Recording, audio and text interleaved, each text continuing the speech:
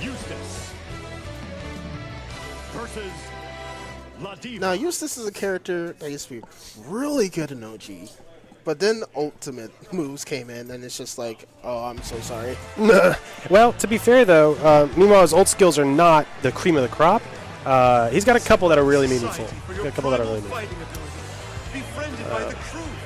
I think Eustace has, you know, some cool stuff. He's just he gets owned by the broken characters right now. The broken characters beat him specifically so hard. Him and like most of the zoners, right? So like him, the Terra, it's another one. Kind of Fairy. All those characters have a handful of top tiers that just slaughter them. You know? So it's tough. But for most matchups, I think Eustace is pretty cool, pretty solid. Just like I said, when your character loses to pretty much all the top tiers, that's yeah. If you have like a losing matchup on 2 or more of Lancelot, Seox, and Nier, it's like you're screwed. You can't be a tournament character almost. If you lose to Cag as well, oh, you're totally screwed. Oh yeah. Cag is one of the most popular characters at majors, is what I've found. You look at the major stuff. You look at like the top 64 or whatever. Cag's everywhere. Wait, are you serious? Yeah. When I went to Frosty's, I saw. This is, of course, a little anecdotal. Nice job to Beef. A little anecdotal, but I think in like the top 96, the pools that I was watching, I think probably a third of the matches that I saw had Cag in them. Partially because Cag was advancing, right? But that's part of my point. Is that there were 5+ Cag players that I saw in top 96 alone. Just what I saw. Awful. And I know that there were more out there. Anyway, back onto the actual match. Don't want to ignore this. Ooh. Yes.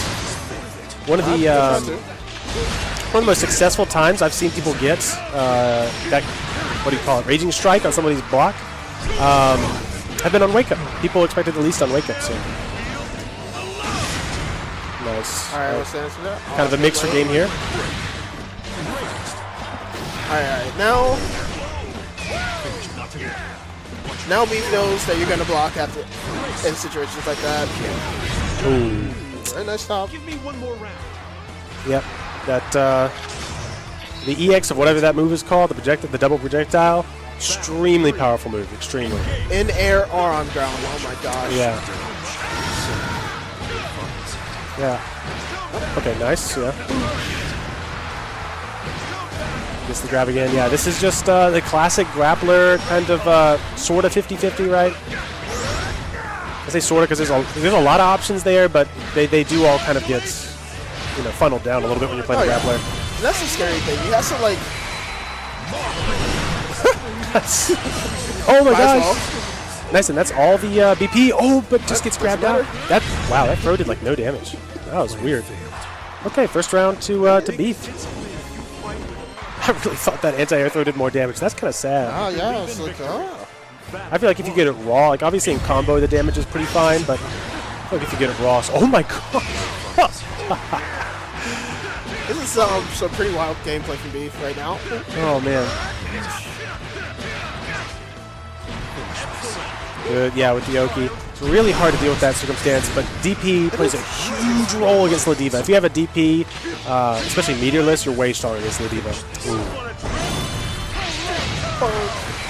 So here's like, of course it's like the normal grappler stuff, but like playing against Ladiva is like, it's straight up a balance of how much respect you give Ladiva.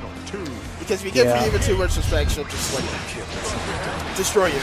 Yeah, and most of that, respect giving or not is in the neutral. Once they're on you, it's kind of hard to actually guess appropriately. You just sort of have to guess, like I said, like most other hardcore grapplers. Mm-hmm. But yeah, in the neutral, there's a big you got to be on point with your anti-airs, and you got to make sure that you're covering a roll, and you got to react to the lariats and all that sort of stuff. You got to do all that stuff properly and not give them too much respect. Yeah. Oh no, that's gonna hurt. That's going to be it. Boom! There it is. It's a 2-0 for Beef. Between winning And losing is the love you put in the ring. It's clear you fight with a passion. Can we for change it good off of English? and a love Yes, for please. justice. Isn't that your PS4 or PS5? No. No. Okay. You're with you aboard Hey, the when I get on Rising. for winners finals, I'm gonna change that to Japanese. Thank you. That sounded. Not gonna lie to you, that sounded so cringe. Yeah, sorry Yeah, to it's all just the like- anti-weebs out there, but if I hear English Siegfried one more time, and also sorry to English Siegfried's voice actor, I think you had some bad direction there.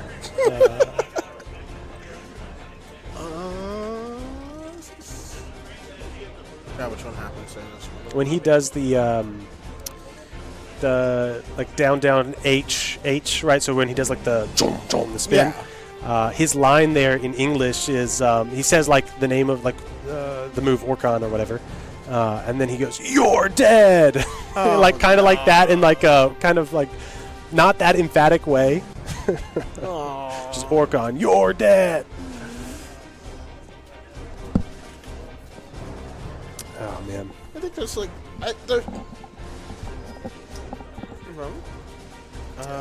let's see. I think we have Heartbreak and Giga, Okay. which I'm pretty sure Shifu's just going to get him right now. Yeah. While we wait for that, I just thought of kind of a fun fact. I've been trying to learn a lot more matchup specific stuff. So thinking about Ladiva, did you know Ladiva's sweep is one attack level higher than all the other sweeps in the game, which means that if you're like, why do I keep losing to Ladiva's sweep? I feel like I pressed my move at a decent time. It's because you're probably getting crushed. Like if you do if you try to do a 2M to beat Ladiva's sweep, it's going to beat you because as long as you don't you have to hit Ladiva during the startup.